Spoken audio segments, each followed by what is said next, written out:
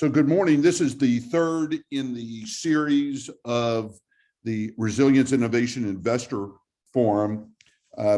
We've had so far two great kickoffs, one with Brad Doxer with the Urban Land Institute in Green Generation, where he had an opportunity to share his insight from the built environment and where especially green investment is leading. And then yesterday we had the great honor of having Calandra Cruikshank with State Book and Howard Buffett with Columbia University in Global Impact share their insights on measuring the performance of impact investing side by side with traditional private equity project financing. This morning, we are joined by three great speakers, so I'll introduce to you in just a few minutes, and then we'll jump in to our forum. For those of you who are joining us for the first time, and some of you who may find this repetitive, just like to kind of keep the drum beat about the goals of the forum. And again, you can read faster than I can talk, I hope. The real objective of doing the forum, and unfortunately we had to move from a 2-day in-person to making this more of a virtual extended type of forum series, which will culminate in a 2 days of gatherings, one in Houston and one in Boston, which we'll talk about as we progress. But the intent of looking at this investment model for future-proofing America really aligns with our work of the Insurance Information Institute, and some of the discussions that we've been having with the reinsurance sector, along with more traditional investors in private equity, crowdfunding, which you'll hear further about. But what we really want to do during these forums is provide you access to some of the best minds who are looking at the linkages between climate, sustainability, resilience for technology companies, as well as for investors, and where we can begin to have some very specific impact on changing the outcomes for more preparedness in what we define as pre-disaster and risk mitigated resilience. I don't need, again, to repeat, most of you are living through or have lived through these various disaster drivers, but they are elements that we look at and try to put our arms around, where the Resilience Innovation Hub and the collaboratory network across the country, and increasingly with our ties to international, we're all focused on the ability for looking at these billion-dollar back-to-back climate disasters and figuring out what we can do ahead of the curve to minimize any type of long-term economic societal losses. The resource drivers for the forum are ones that are every day increasingly becoming more and more evident, whether it's the White House and the administration's move towards the trillion-dollar infrastructure bill, or other resources that exist, which I'll talk about in a second. How the insurance companies are looking at this community-based catastrophe type of insurance, which I'm sure Sanjay, Patrick, and Alan will share with us. And then Wharton and the academic institutions who are doing some significant research on looking at the modeling of where impact of investment can be more strategic. So it's not for the lack of resources. There are any number of ways of funding and financing resilience. However, one of the challenges is that it's very disconnected, very fragmented. Sometimes there's competition, so to speak, between what the federal rules and regs lay out and how the local communities can actually leverage and implement some of the projects using some of the federal funding. So I think one of the discussions, Sanjay, I know you've spent some time talking about this, and so has Patrick, where there is this abundance of resources, and sometimes we kind of forget where the opportunities are and where the resources may be. It's how we get to them, how we connect those resources for either private equity into companies and in equipment, data science companies, or even looking at large scale projects. So this kind of became a pathway for why this also sparked the forum coming together. There's over $1 trillion of reinsurance debt financing that will be made available in 2022. That was announced last July in testimony before the both a Senate and a House committee. We have well over $550 billion of unspent monies coming from presidential declarations and some additional funding that's sitting in different programs. So this is actually almost another $1 trillion of federal funding that is sitting deployed at the states and at the community level. And last but not least is we just looked at almost $12 trillion plus of generational wealth that's being transferred. So this is the moment in time, I think, for us to connect these resources to what we refer to as project worthy, shovel worthy, not just shovel ready opportunities. So what I want to introduce now is, and Sanjeev and Patrick, I'm going to help Alan get connected in. He's having a challenge jumping in. So I'm going to introduce the two of you, and Sanjeev, if you'll start, and I'll pull up your presentation. And then Patrick, if you'll jump in after that, hopefully we'll get Alan connected. But I want to thank both of these folks for their participation, not just in today's forum, but to be a part of this journey that we started last year. I can't think of anybody smarter about actually boots on the ground, real from an engineering perspective, and from a project perspective than our good friend Sanjeev and what he's been doing, which you'll hear about. Patrick, I'll also say in front of you, Patrick, you are smarter than a whip. What you track in the way of the impact of climate change and climate issues and what that does mean for us coming up with these unique scenarios for investing, but to really make it people driven, because that's ultimately one of the issues. So I'd like the two of y'all to jump in. Sanjay, but I will take a moment and stop my screen share and pull your presentation up, but you have the floor. And would I be able to control my presentation? Yes, sir. So give me 1 second and let me do that. You just go ahead and introduce yourself while I make this work. Okay, awesome. Okay. So I wanted to welcome everybody. I understand from a couple of the participants that signing on today was a little bit of a challenge for a couple of you, and our apologies, obviously. So, thank you very much, Richard, for inviting me to participate in this dialogue. I don't know Patrick very well because we haven't spoken together or worked together, but I'm aware of his good work. And I follow him in a couple of social media portals, LinkedIn, etc. So my privilege to be with you also, Patrick.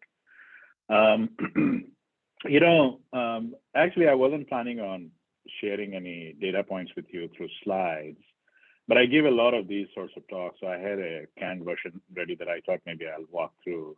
Because Richard asked this morning, he's like, Sanjeev, do you guys have any PowerPoint? I'm like, sure, let me just share something with you. And I'm just going to lean on the PowerPoint to, drive across some data points, etc. So I am Sanjeev Sinha. I work for a consulting firm called ECT, whose logo that you see at the bottom right. And this obviously is the Future Proofing America Resilience Innovation Investor Forum dialogue today. The photo that you see there was taken by, it's a satellite imagery taken by NOAA, and it has 5 different, weather events happening at the same time from a couple of years ago, just to drive the point that it has been an interesting journey for all of us. And, the climate is changing. So the question is, how do we go about, leveraging the finance and other setups that we have available? And I'll share with you a couple examples of that quickly enough. Richard, can I go to the next slide, please?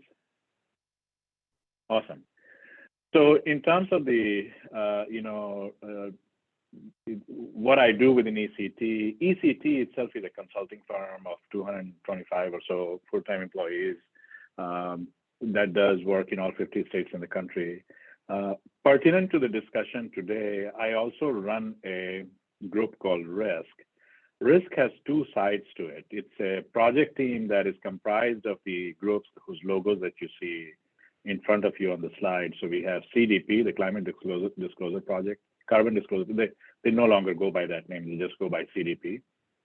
So they are a part of my team. CNT, Center for Neighborhood Technology, is a high-end think tank based in Chicago. They are a part of our team. Delta Institute, also based in Detroit, in Chicago, although they work across Midwest. Very innovative shop. Really welcome you to consider Googling Delta Institute and going to their website to see the work that they do. They're also participating in another presentation on March the 4th, so invite you to attend that as well.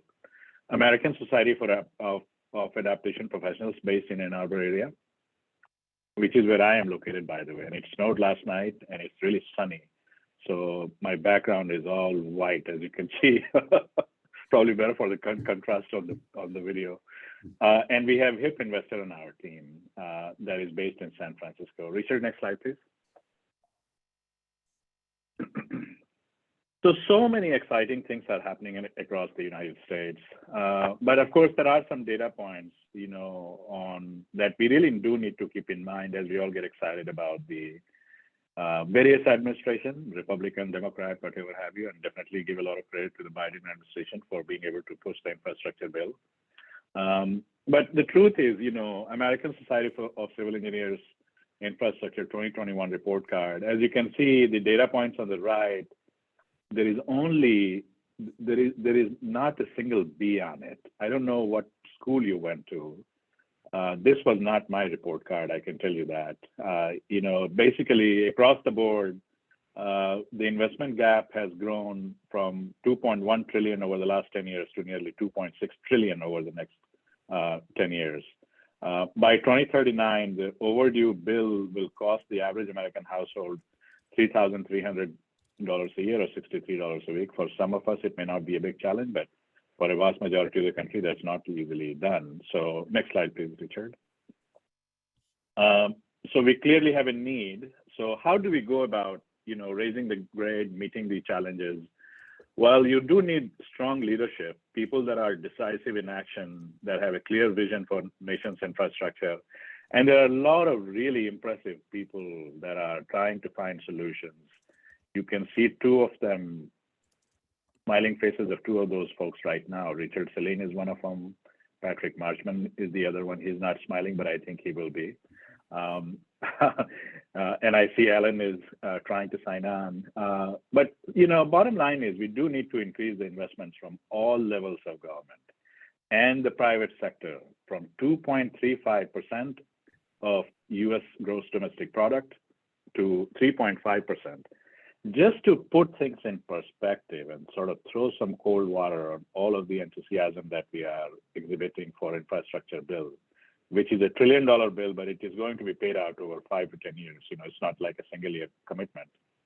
3.5% of US domestic product is almost $1 trillion worth of funding. And the ASCE is suggesting that we need to do that every year, guys. So the stuff that is coming from the DC that is still kind of clogged in the pipeline, it is not a lot of money. We need to spend a lot more money than that. But at least we have something. And we also need to utilize new approaches, new materials, and new technologies to ensure that the infrastructure is indeed sustainable. Next slide, please. So just to also sort of mention here, I am a water infrastructure guy. I don't focus on transportation. That's not really something at the end of the day, at some point in time, you got to specialize in life because you cannot be an expert in just about every topic. Anybody that tells you otherwise, basically don't really have the focus. So the two solid graphs that you see here, DWSRF is the Drinking Water State Revolving Funds, and CWSRF is Clean Water State Revolving Funds. These are the two vehicles that the federal government uses to finance water infrastructure across the country. And they have done a very nice job. Until 2017, combined total, it was $150 billion worth of investment in drinking and clean water SRFs in our nation's water infrastructure. The thing is, wastewater infrastructure need alone is $271 billion. And the drinking water infrastructure need is $473 billion. So you can see how big a gap that is. Worst of all, these data points actually don't include the climate change parameters. So in summary, we really have a problem here. Next slide, please.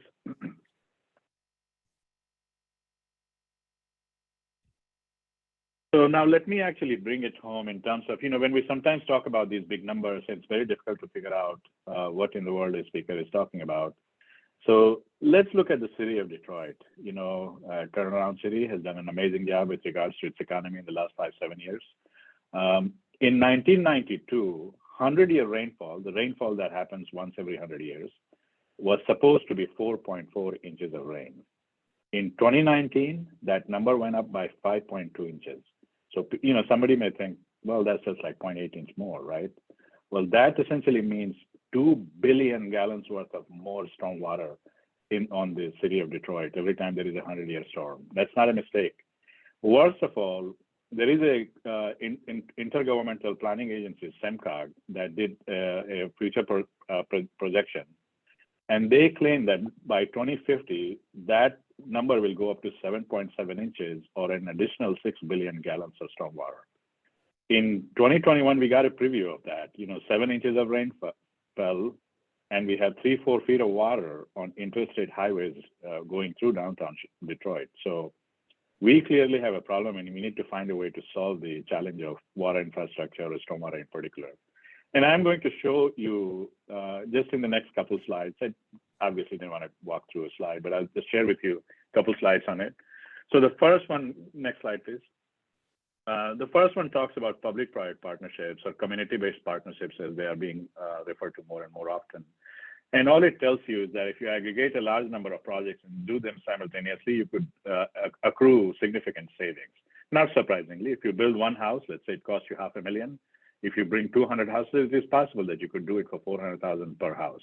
That's the bottom line concept. Next slide, please. MMSD is the Milwaukee Metropolitan Sewerage District. So within RISC umbrella, this is one of our projects that we are working on together with a private partner, actually a company called Corvia Solutions based in Rhode Island. They are doing an amazing job here. And under this project, MMSD initiative of what they call as community-based green infrastructure, they intend to spend $79 million towards the first 6 years worth of goals. It's going great. It has all sorts of socioeconomic implications that we need to focus upon. So this is one example of reducing costs on a per BNP basis and while being able to scale it up quickly. Next slide, please. And this is my second last slide for what it's worth. And it talks about green bond, type of a green bond called environmental impact bond. I'm showcasing 4 different examples. Washington, D.C., which was for $25 million. Atlanta, Georgia for $14 million, Hampton, Virginia for $12 million, Buffalo, New York, which is the one I had the privilege of leading, was for $54 million. You will see more and more examples of both public-private partnerships and green bonds and environmental impact bonds as time goes on, because as we discussed, the amount of money the federal government is able to invest is just, they have deep pockets, but the pockets are just not deep enough. We must rely on private finance where we can. We must rely on newer models to deliver. And my last slide, just for my information, Richard. As I frequently tell guys, you're more than welcome to get in touch with me if there is anything I can ever do. Very happy to be, conduit to helping us achieve the goals that we need to achieve. There is my email address, and thank you very much, Richard. Back to you. I want to come back in a little bit after Patrick, and I think hopefully we're getting Alan connected, but I'd like to come back to this, the slide about the environmental impact bonds, because I know that that's of great interest to folks, and I know you've had a chance to work with several of those opportunities. Patrick, let me welcome you to the stage, if you'll unmute and share your thoughts. All right, thank you. Let me bring up my notes really quick. So unlike Sanjeev, I did not have the foresight to create a formal presentation, but I was actually paying a lot of attention. There's a lot of, I don't think I could have competed with his grasp of sort of the numbers and the facts anyway, so I think they're very well presented. So I kind of want to maybe take a bit of a different tact. And so the first thing I want to chat about, and it's bring it down sort of to the personal level. So I'm in Kansas City, Missouri, and so last night, of course, as happens on the edge of the plains, we get a lot of kind of wild weather and such, and so we've just recently got several inches of snow. The kids love it, and it's fine.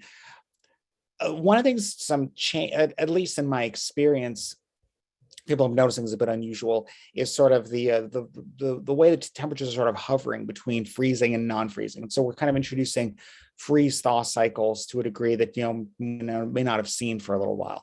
And so I personally saw it in my own driveway. And our last one several weeks ago, we had a nice sized crack appear right straight across the driveway, right into the basement of my 100-year-old house.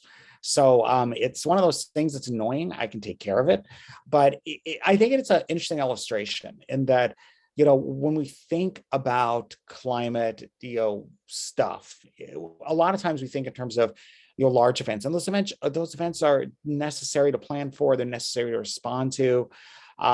We think in terms of drama. We think in terms of, here's something, an event maybe even cinematic worthy. One of the things that I think we should pay attention to, though, is sort of its function as a multiplier.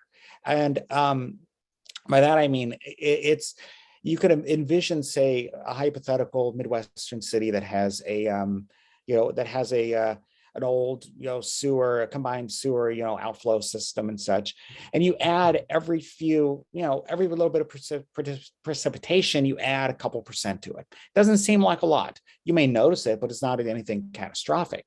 But you keep adding that, you keep adding the frequency, and it starts kind of grinding just a little bit. And I think that's when you start seeing the cumulative impacts, the cumulative stress is growing, not only in terms of the failure of the infrastructure in 15, 20 years down the line, which might have been later had this percentage hadn't started increasing, but you started looking in terms of how it happens municipally. You started looking in terms of, okay, well, you're going to have more strain on the municipal systems, on states. You're going to have more strain in terms of the money that's going to need to be poured into it, eventually coming to taxes. That's a really kind of almost like a pedestrian example I wanted to use, but I also really, I'm of the firm belief that when we're talking about climate, a lot of times we focus again on those sort of big things, and we almost compartmentalize it into sort of a discrete sort of thing, and it's not. It's really impacting everything. And I think I'm gonna, that's kind of where my starting point comes from. I've made my very, very tiny name, so to speak, in this area. Largely a few years ago, working with the American Society of Adaptation Professionals, I raised my hand and I founded a group on something, a phenomenon called climate migration and managed retreat. Kind of unrelated, but I jammed them together into one thing just for the sake of the advertising, and it seemed to took off in a way that I did not really expect. And so I started talking to a lot of really, really smart people, digging into a lot of stuff, and a lot of doors opened. But some of the things, that just so you know, one of the things that one of the lessons that I brought from this is that it's definitely not going to be an engineering problem. It's not a planning problem. It's not even really a policy problem. And so the basic thrust of that was the question, where are people going to go? And I came up in a book chapter I wrote, got published a couple months ago. I came up with a 3-part typology of kind of our responses collectively as a civilization to climate change. First, you had mitigation, which is the act of trying to not put so much CO2 into the atmosphere. And that's great. You still need to do that. Absolutely. But quite frankly, we failed. We failed decades ago. We could have, had we been doing this in the 80s, the 90s, we would not be where we are today. So since we did not do that, we moved into the realm of adaptation. And so adaptation is, I've seen a bit of a quip in a textbook that climate adaptation is hazard mitigation 10 years in the future. Basically, it's the act of adapting to the climate we find ourselves in. And so instead of just hazard mitigation, looking at hazards kind of in the near term, such you're having to look to a little bit of foresight, but that can include anything from raising houses on stilts to seawalls, all sorts of things. But again, we have not really been moving very well on that. Again, there's a lot of great efforts, but we have not collectively done enough. So now we're moving to the third stage, relocation.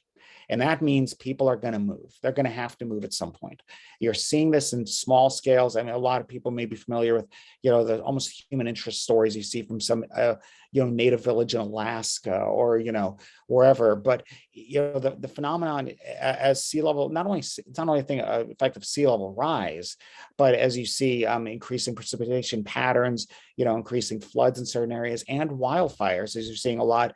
You've seen in the past couple of years, entire towns have been wiped out by wildfires in the North American West. You're going to have to start looking at the idea we really can't live where we want to live without consequences. And so that really ties in things a lot more, because when you're talking about adaptation, sometimes you can keep it, you can keep it sort of into a technical thing. I mean, you kind of want to in certain respects. I mean, you don't want, you want a nuclear engineer working on a nuclear power plant, for instance. You don't want me doing that. But, relocation starts really involving everybody and everything. So you start looking at, what I refer to as sort of the tectonic plates that underlie our entire economic system. We're looking at finance. You're looking at real estate. You're looking at insurance. You're looking at those invisible flows of money. It's almost like the code in the background of the Matrix movies. You kind of start seeing that. And, it's going to it's impacting things now, right now. There's moves in the insurance industry to start really taking this sort of stuff seriously. And there's, you probably maybe heard again some stories about, policies not being renewed in certain places. And I want to assure you, we're really at the very early stages of this sort of thing. Same with real estate. A gigantic percentage of the personal wealth of Americans is bound up in real estate. That's the sort of way we've run our economy for decades now. And there's also been a huge sort of migration to the coasts and to, frankly, some of the more vulnerable areas of the country. And so it's almost as if we're putting our bank accounts, right out, on our front porch and, in a high crime area. And that's kind of what we're collectively doing with sort of some of our recent moves. And you're also looking, again, sort of in the world of finance, you're starting to look at with the rise of ESG, you're looking at this, a lot of things, you're looking at very, very large institutional investors taking this seriously, because it's going to affect their bottom line. It's going to affect, people are starting to see some of this stuff. It's not really activists anymore. So, I think, I don't want to talk too long, because I'm known for talking. I can talk quite a while. But let me throw something to you, and this will open up, I think, a part of the dialogue that I wanted to have. And unfortunately, with all the technology in the world and all the ways that we've been working with Alan, for some reason, everything's kind of imploded for him this morning. And so what we're going to do is we're going to set up a different opportunity and session to engage with Alan, unfortunately, because I'm texting and listening. But let me play off of something. You just said mitigation, adaptation, and relocation. Mhm. All right. And I want to connect it to something that Sanjay raised as well. But I think one of the elements that you're defining is the reality of man and nature. All right. And to some degree, and Sanjay, don't shoot me when I say this, okay? But to some degree, and you and I've talked a little bit about this, hydrological engineering is basically moving water out of the way. All right. That's one issue. And whether it's fire, flood, whatever the disasters, to some degree, you know, we don't completely understand the connection that nature is going to do whatever it needs to do to survive itself. Water is going to go wherever water is going to go. So we talk about mitigation, adaptation, and relocation. I'm trying to figure out where in those three areas, and I'm asking Patrick, you and Sanjay to think about this, where are the financing models? So relocation is really, really, quote unquote, seen as a desperate, but to more than likely in certain cases, going to be a necessary move. We're doing buyouts, for instance, around these hurricanes, okay, and floods. So can you both make the connection? Patrick, start for a little bit, and I'd like to hear Sanjay of these three elements: Yeah. mitigation, adaptation, relocation. So again, I think relocation needs to be broader than simply just, the act of buying out an entire property. I think relocation, as I, was hinting at, starts affecting, the underlying market forces in terms of, real estate and things like that, and where things are going to be. So, eventually you're going to start seeing, it's going to get harder to, it's going to get more risky to build a house in a place where you get, it's harder to get good insurance. And so that's sort of, that affects things a lot before, far before, houses are actually being burned to the ground. But, you don't want to wait for that moment to actually be looking at that. So, so right now, again, the relocation side, when it comes to, I know ULI, the Urban Land Institute, recently put out a report with Heitman. Actually, it was a few weeks ago. I'd recommend people to take a look at that. I'll try to find it and put it in the chat. Really, really calling attention to, institutional real estate investors, this exact issue, which is, this is going to be a real thing to consider, not only the physical risk of it, and sort of the transitional risk in terms of being, potentially investors being left with assets that are going to start, depreciating in value. And so, so again, a lot of this is more on the private end right now. Manage retreat, to put it bluntly, is about as hot potato as you can get. If you listen to This American Life, the episode that came out this weekend, I recommend you go look at it, listen to it. It's worth your time, an hour of audio.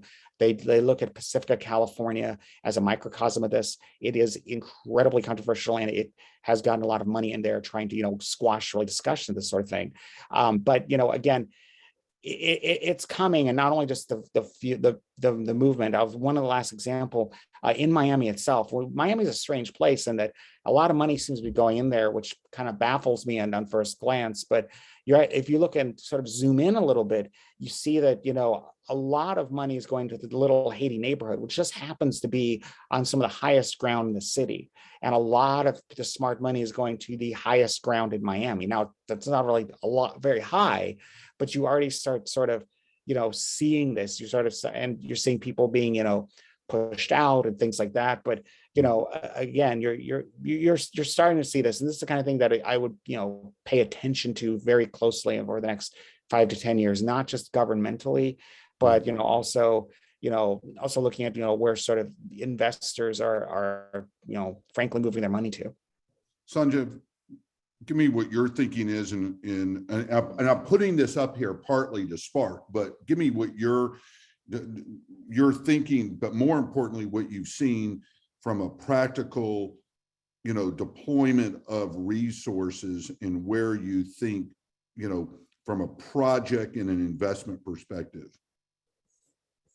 So I'll make a broader comment first, and let me indicate that, Richard, I have to say you asked a really key question, at least from my standpoint. I think that was an excellent question, and I think Patrick's follow-up response was an excellent response as well. In my opinion, if you look at the broader society at large, I don't know if you have seen recent migration patterns. There are many studies, people basically trying to figure out who is relocating from what states. And the truth is, human beings are not exactly super rational, at least on a large scale basis. If you look at the migration patterns right now, it's the exact opposite of what people should be doing. Everybody's relocating to Phoenix and Richard's homestead, places that just, from a water standpoint at least, it just doesn't make any sense. But it is what it is, so I think that there is a time lag aspect to it, in the same way as when COVID started, a lot of us didn't really know how to react, and it is something that forced us to adapt a certain set of societal guidelines that we are now, in a way, sort of stuck following. I hear somebody's phone ringing, actually.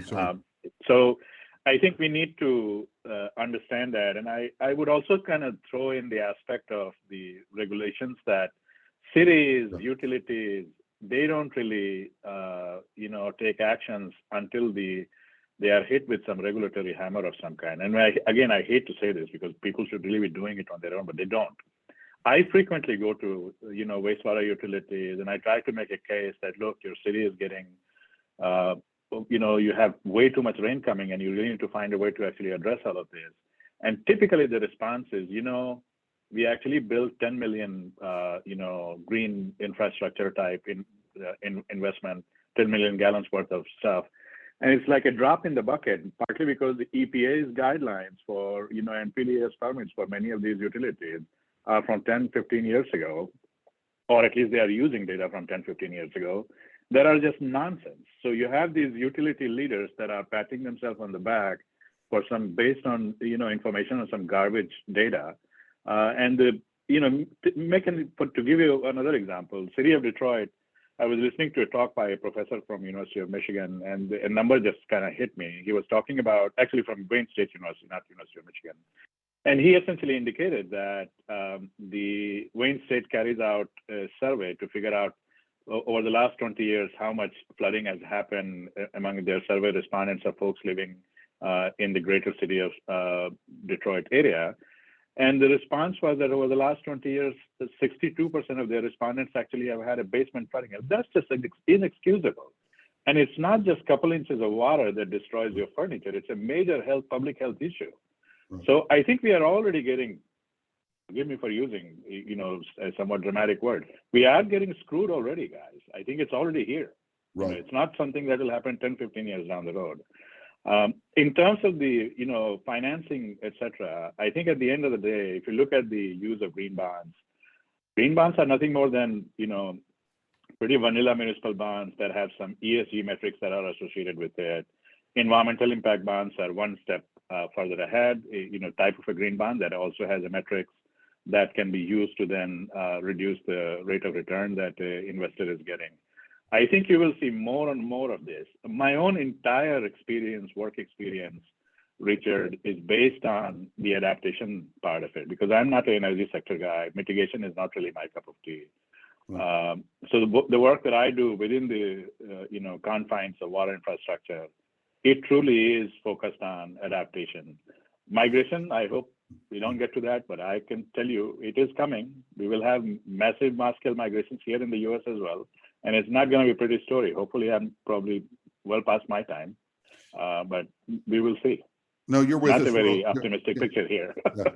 You're with us for a lot longer. Don't throw it in the towel yet. But let me play off of because there's a question coming in the chat in the Q&A side of this. All right. So I want to play off of these environmental impact bonds. Let's just call them bonds because there's catastrophe bonds, parametric bonds, whatever. This really is One, let me see if I'm saying it right to both of y'all. A bond is nothing really new. We've been bonding back into the 16th century. Seriously, in the 1700s, we instituted bonds. All right. Benjamin Franklin did bonds for fire departments. All right. But what's really seemed to have emerged here is this type of bond that connects public, private, and philanthropic dollars coming together, seeing, mutual benefits, although they may see different impacts and benefits. All right. I want to play off of this idea of mitigation and adaptation here, and how the financing is lining up. So Sanjay, let me press you and Patrick. None of this is new. However, it is new in how we're using these instruments in ways that are profoundly valuable to flood and other types of disasters. Because again, there's people talking about using this type of model for fires. There's some folks talking about this even for droughts. All right.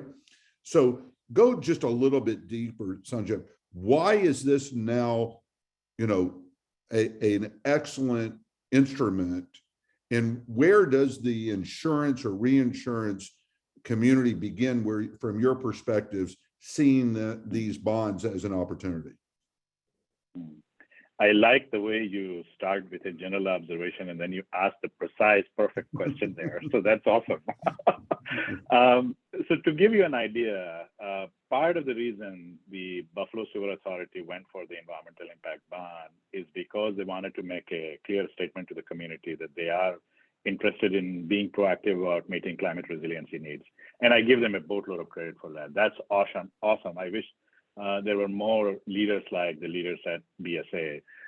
By having the outcome of the financing structure tied to the performance of the best management practices that they were building in the field, they have an opportunity to reduce costs dramatically, which is also awesome.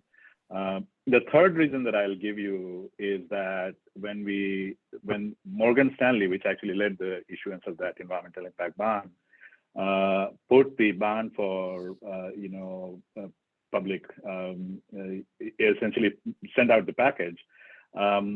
The interest from the ESG parties was essentially about two times the amount of the money that they were seeking, and from the broader communities it was 8 times the amount of the money that they were seeking. So there is a ton of appetite in the market. BSA may not have been able to get that large a state revolving loan fund, but it was easy for them to get that money from private sector. And that to me is a major success story. And because it was oversubscribed, they were able to reduce the interest rate that they were able to offer to the investors. Right. So I think those are the 3 reasons why green bonds and environmental impact bonds have a path ahead. And you will see more and more similar issuances here. And there was a second piece of that question that you asked that I was going to address, and I just don't recall right now. Well, Patrick, the insurance industry aspect of it. Yeah, the insurance aspect. Yeah. So I will tell you that I have a client, a large wastewater utility, and very proactive, one of the top 10 most interesting people that I have the opportunity to work with. He recently came to me and he said, look, I have a very ambitious, aggressive game plan from a climate resiliency adaptation standpoint. I want to basically put in X million trees in my service area. Where does the insurance industry come into play? So we are in a very early stages of hosting discussions with the CEO of insurance industries. I mean, my thinking is, and I know this is very early in the game, and the insurance industry is not actually actively supporting these projects. But think about a community, wherever you live, like Houston, where the state of Richard. If they are getting hit by repeated flooding, and there are ways for them to green themselves up that results in much less flooding, at the end of the day, the insurance industry has a significant payoff. So in my opinion, they need to find a way to provide some input in money that needs to be realistic enough so they don't lose money either. But I think there is a win-win solution here. And I think we are all heading and at least thinking along the lines of being proactive to come up with solutions that are highly innovative. And I do think you will see solutions from the insurance industry and their participation. Back to you, Richard, because I know you were going to ask something. So let me make a connection to something, Patrick, you mentioned earlier. And I want to continue to open it to the chat and the Q&A. There's another question from David Alexander with the Science and Tech Directorate of Homeland Security I want to come to in a second as well. But Patrick, let me make the connection briefly. Responses. And this came up yesterday with Howard, and it came up before that with Brad Doxer. What used to be these kind of straight line investments. I put money in, I build something, I measure the impact, and I get my return. Now what we're realizing is that there's these other offsets, these other benefits that really can be measured and have both a financial reduction in future losses due to these disasters. So as Sanjay said, is, we plant trees, makes me feel great. It's cute. But at the end of the day, the trees are actually absorbing more carbon. They're taking a lot of the heat out of some of these places where there's a lot of concrete. We're frankly tearing up some places where we put too much concrete so we can have much more absorptive capacity. That's a dual, triple benefit. So Patrick, have you seen these types of projects? And you've looked around the world as well, Patrick, these types of adaptation types of projects, which get a dual or triple benefit, what's your sense of the appetite for that now in the United States? That's a great question. The answer is really depends. I think, there's definitely always been appetite, for it in certain corners. I think there's probably more than there has been. I want to zero in a little bit on what you said, use the trees as an example. One of my things that I harp on a bit is that one of the best ways to adapt to climate change is to almost go backwards. The concept of new urbanism, which is sort of, using more traditional town planning methods, less centered around the automobile, things like that. You see new urbanist communities actually have a premium price-wise. You see like the movements back into the cities. People want to live in those communities where you can walk to the grocery store and such. Also, one of the benefits, though, the co-benefits, as you mentioned, is that, if you can walk more, you drive less emissions. If you have, those sort of housing techniques that were used before, you make things in a lot of ways more sustainable. And so you have those co-benefits. The US is behind, absolutely. But even there's a lot of individual, states and localities there, and a lot of people and in places, that people stereotype certain parts of the country, but I found that, no matter where you look in the United States, there's going to be, maybe it's not the state government, but you'll see local people, some will appreciate this sort of thing. And I also one last thing I want to mention. I think it's really important to look at sort of that worldwide view, because one of my areas of interest recently has been sort of the emerging area of climate risk. And so, you're seeing this sort of stuff right now on a regulatory level. The European Union, I think this week, has come up with standards on climate risk. These are like standards where, real money investors are going to be, looking, people evaluating this stuff. This is real. You're seeing this in other countries. You're seeing this in Australia. You're seeing this in Canada, China. I read some measure that China's the green bonds or whatever the financing instruments they're using is somewhere like 10 times the amount in terms of the money, and like maybe say Germany or somewhere. I mean, it's but let me play off of that, and then I've got a couple other questions that are coming in. And Alan's here too, so yeah. So we went. I went to China 3 years ago, got an opportunity to be introduced, and then we brought one of the 3 or 4 leaders for their whole Sponge City initiative. All right. Very familiar with that. Yeah. Right. Which is basically part of it is tear up concrete where it's really not needed anymore, open up the impervious land cover a little bit more. All right. Because, and I know we all have this very unusual feeling about this place called Wuhan, China. But that area, Hubei province, Actually, Hubei province in 2017, 2018, 2019 had 5 Hurricane Harveys back to back, 48 inches and above rainfalls in 5 back to back. So I think what I'm looking at as we go through the forum is that there are best practices. There's ways of proving out that these practices can be implemented. All right. And now we're lining up the financing behind them. And that is, to me, what we want to see is moving practice to reality through these different type of financing instruments and financing opportunities.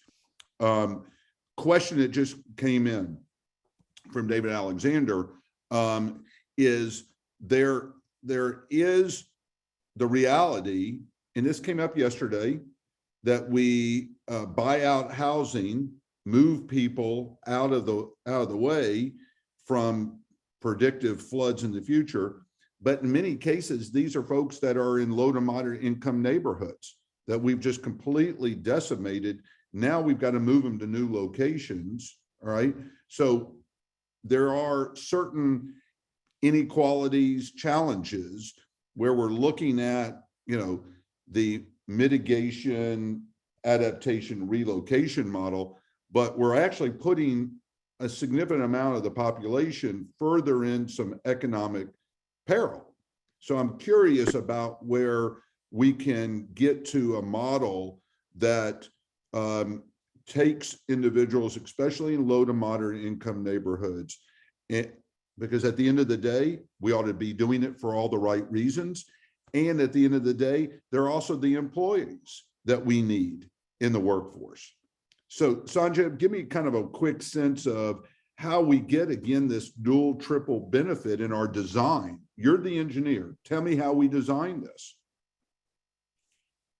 I mean, I think it depends on the type of work that you are discussing. By the way, you might want to get rid of the slide, that way we can see each other better. Okay. Yeah, and also Alan has joined in, so maybe we can lean on him in the last couple of minutes that we have left. I think at the end of the day, you need to bring in a team that is multidisciplinary, people that are, coming from, whether they are economic development experts or scientists, engineers, landscape architects. At least in my profession, where we are talking about design for, green infrastructure, etc., from a water infrastructure standpoint, you essentially need a team of broad-minded people, at least leading large-scale projects that are coming from different disciplines. I don't know if Patrick or Alan want to add anything to that.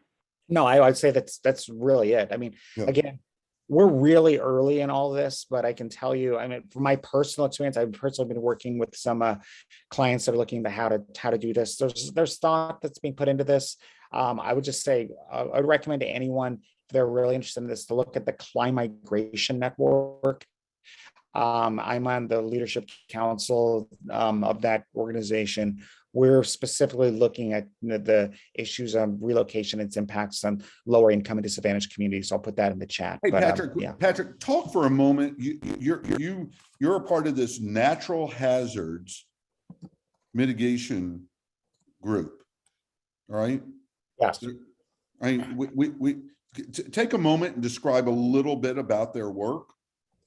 Yeah, so I thank you. So I'm a board member of the Natural Hazards Mitigation Association, although we recently renamed ourselves to the National Hazards Mitigation Organization. So, whatever, it was board decision in general. But yeah, so I was asked about 6 months ago to join to kind of help bring a climate adaptation focus to this, because again, they're trying to look into sort of the future of hazard mitigation. So mostly it works with state and local hazard mitigation, professionals, and hazard mitigation planning in the US. It's a really important thing. There are about maybe up to over 30,000 jurisdictions in the country that do hazard mitigation plans. Having a completed plan is required to get some special consideration with FEMA funding. So there's a lot of incentive to do that. And so we generally work with specifically more of the locals in the states, although we do have a pretty direct line into FEMA headquarters. And, it's a small organization, but again, it's one of the few that really has an orientation towards the locals. And sometimes some of the people who are developing those plans are like fire chiefs who maybe, do this a couple hours a month. And so, Right. trying to really zero in and give them some of the tools they need. Great. Garima, I'm going to actually give you a chance to ask your question live because I'm playing with the tools that are afforded of us, but you put a statement with an exclamation mark. So go ahead and jump in and share your two-worded observation. Garima? All right, well, while we're waiting for her, because I think I probably threw her that we called her out. She put resilience dividends, exclamation mark, all right? So let's describe what a dividend is, all right? Traditionally in financing and economics, dividend is that as a result of a transaction or economic activity, there is, after I take care of all of the related expenses and projects and all, I get to share the quote unquote in the profits, the benefits in the way of a distributed dividend. All right, let's just keep it very, very simple. That's what a dividend is. It's a shared benefit. Now you put that tied to the idea of resilience, and that is that we are generating dividends that are impact oriented, but frankly also are financial. So I'm curious, Sanjay, as you think about the green bonds, the different instruments that you're looking at, now we got potentially a dividend as a result of the fee structure, the offsets, whatever. Is that kind of in the mix as well now? Absolutely. I mean, that should be. In fact, I had a conversation with the mayor of a city in Michigan, not even more than 2 weeks ago, and he was talking about large-scale flooding issues that they have, and an RFP they are considering, issuing. And my comment to him was, if you're spending 40, 50, $80 million worth of funding, the aspect of not actually having socioeconomic benefits, whether the savings that the private partner accrues results in developing a workforce development framework or incubator for small businesses, it's inexcusable to me. I mean, I think they all need to go together, and these different loose ends need to be tied together. Right. I do think it's a smart idea. Absolutely. All right. Our friend Stuart has asked raised a number of points. Paul Robinson and his team at RISE are a member of the Innovation Hub, but okay. Sanjay, have you seen some significant progress that Hampton Roads has been doing? Take a minute and describe a little bit of that project. I wouldn't do justice to it because it was listed as an example of an environmental impact bond funded project. It is not my project. I don't have any engagement in it. All right. Stuart, I may ask you, if you don't mind, you've been watching it. So if you want to unmute yourself, Stuart, and share a little bit of that, that project from your perspective. Introduce yourself as well, Stuart. Hi, everybody. Thanks, Richard. And hi to everyone on, especially Sanjeev and Patrick. The RISE, and I wouldn't even call it a project. It's an institution that was created and spun out of work that was happening in the Norfolk area. And now they are working as an incubator accelerator. Paul was actually on one of the calls, I think yesterday. Yep. And I'm working with him on a project to sort of take the innovation around coastal resilience and these SMEs and the sort of solution sets and services and products they provide, and they've been testing in the Norfolk and Hampton Roads area and taking it to other places, right? So imagine all the cities that could potentially, use that app for flood warnings or whatever it might be, PFAS monitors, all kinds of stuff, right? So it's really interesting because if you think about how you get to co-benefits, there's a kind of whole innovation and entrepreneurship space, and RISE is one of the groups that's doing that. with those small entrepreneurs that are developing these really interesting coastal resilience solutions.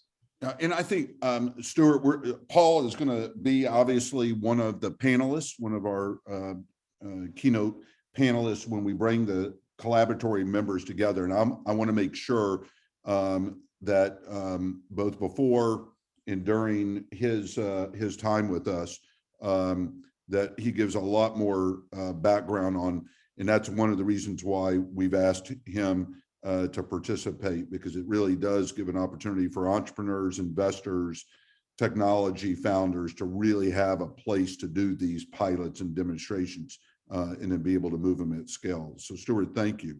Thank you. David Alexander had to jump off, but he asked a question, and I want to pull into this, and I'll begin to wrap up, and I'd like to show one or two more things about what we've got planned for the forum, and then give folks back some of their lunch hour, depending on where they are. But this is a question for both of y'all. Many of the emerging markets are more geared to larger capacity communities or organizations. How can the emerging climate risk and resilience markets work better for smaller communities? For example, how can markets enable small communities to participate? And this is something that we found not just in the resilience space, but all these types of scenarios. One thing that I have found, Sanjeev and Patrick, is smaller communities tend to be flyovers. They tend to be places where they don't have the bond capacity to come up with the local match for either a FEMA or Army Corps type of project. But what I'm now seeing is the aggregation of smaller communities coming together, even across multiple counties coming together. And by their aggregation, they actually create enough capacity to participate. Give me y'all's thinking about, from these regional scenarios, we got small communities that are really desperate to have the resources, but they're not in a position to be able to actually get the resources. Yeah, that's a big issue. It's a huge issue, like I was putting in the chat. But I think that sounds great, and it's probably a good approach, because the water doesn't really care about your city limits. It's going to go wherever. So it's good they're doing that. I will say, mentioned FEMA BRIC as sort of last year's grants. I think NRDC did an analysis. One thing that I have seen that's positive is that I think I saw recently that there was a call out for communities to actually get some direct assistance, technical assistance from FEMA, like before the application. So trying to maybe at least compensate for some of the, the competition that, say, they're going after, say, with a community like New York or LA that, could have the best people. But yeah. Patrick and Sanjay, what are you seeing in these areas where you're kind of rolling up some of these smaller communities, but critical? Again, it's an excellent question, Richard, and I think Patrick gave you more or less a complete answer.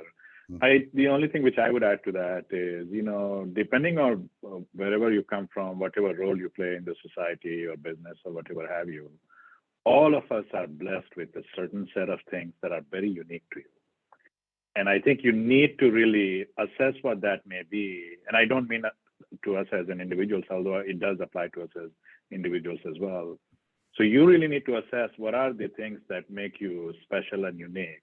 And you got to band together with like-minded communities that actually make that happen. And you got to leverage your collective influence in a manner that you simply wouldn't be able to replicate by yourself. So aggregation is a path to success and prosperity. Absolutely. Let me use two examples that really have come on our radar.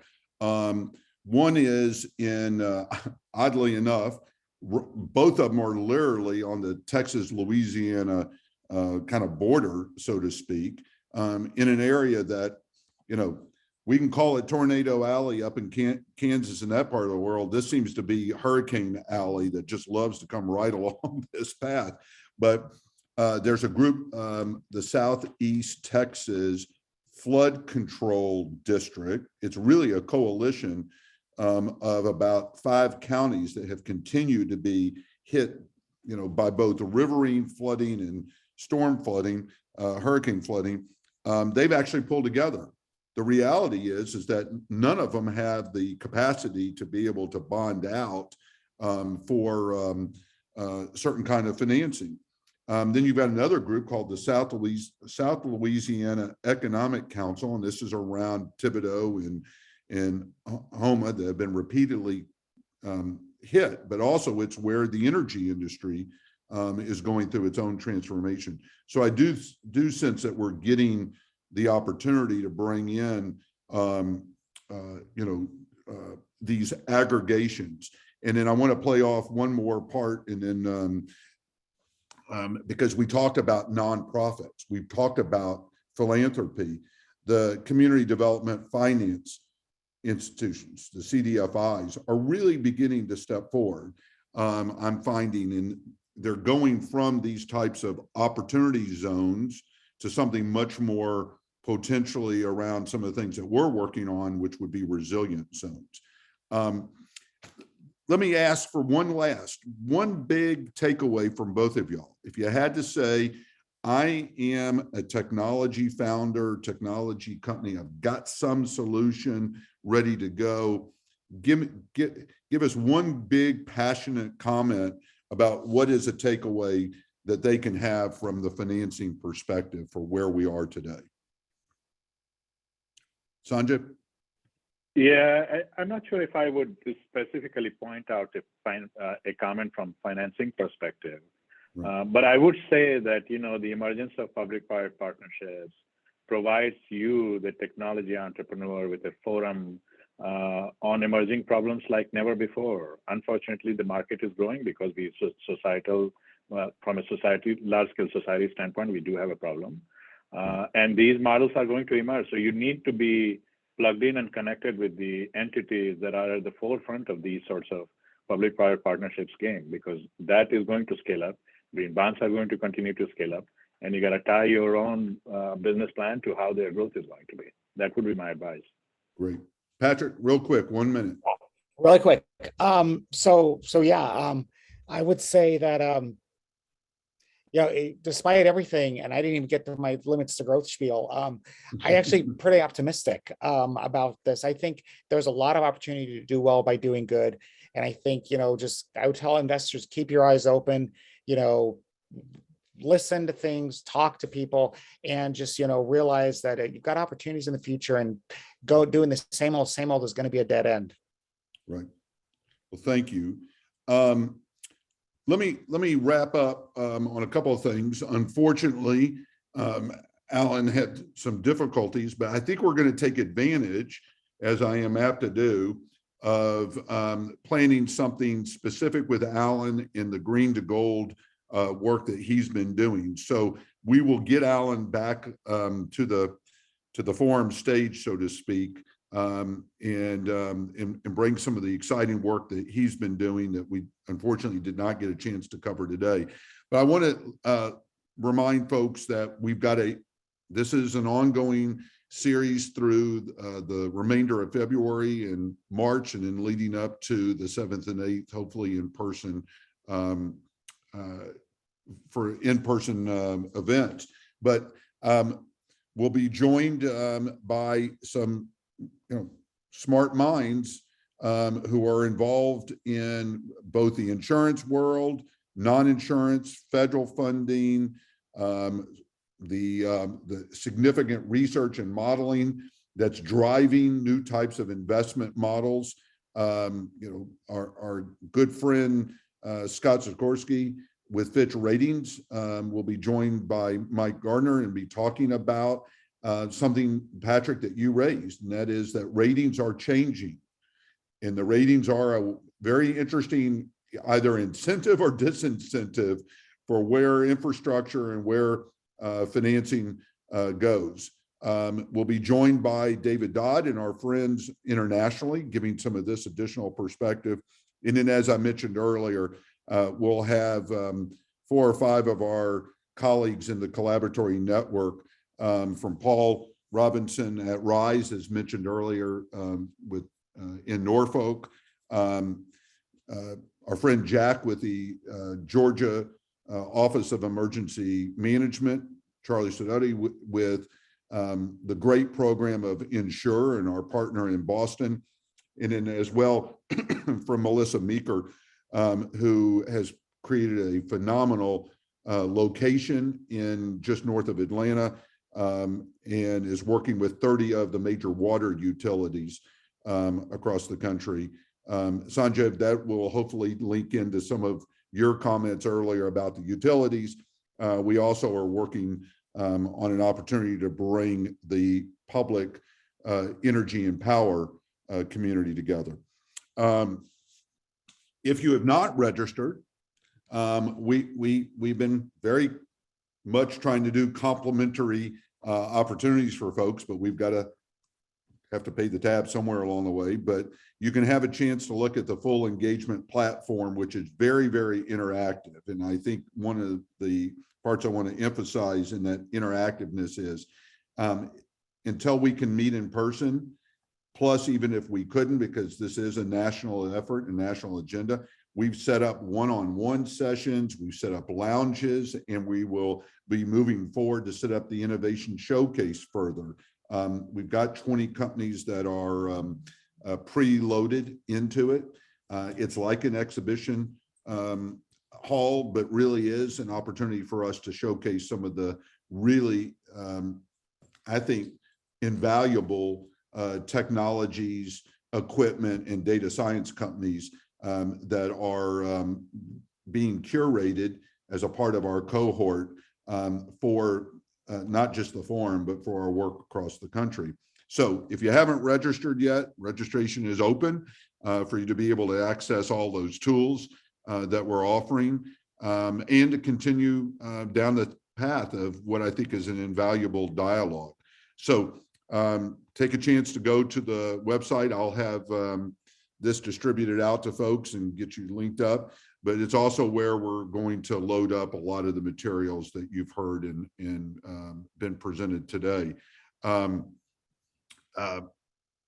We want to continue this as a dialogue, but we also want to continue this as a way of getting stuff done. And I'm using the word stuff politely, but we really would like to move theory to practice. And I want to thank Sanjeev and Patrick today of showing us where some of those areas are that can be moved from practice to reality. Cannot thank both of y'all enough. Alan, I'm so sorry that we couldn't get you connected in. That's one of the downsides of technology, but I know that we will plan a really robust opportunity to engage with you.